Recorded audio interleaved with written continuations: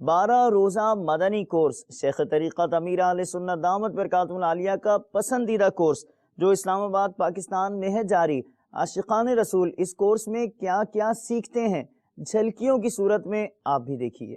عمل کا ہو جذبہ عطا یا الہی، عمل کا ہو جذبہ عطا یا الہی، گناہوں سے مجھ کو، گناہوں سے مجھ کو بچایا الہی، عمل کا ہو جذبہ عطا یا الہی، عمل کا ہو جذبہ عطا یا الہی، میں پانچوں نمازیں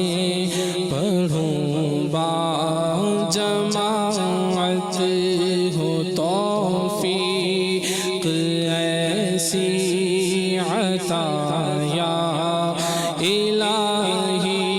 پہلی دفعہ مجھے مدنی کورس میں وابستگی ہوئی ہے مدنی ماحول کے ساتھ، تو یہاں پہ آ کے میں نے الحمدللہ اللہ عز و جل کا بہت کرم ہے کہ یہاں پہ آ کے میں نے بہت کچھ سیکھا ہے الحمدللہ۔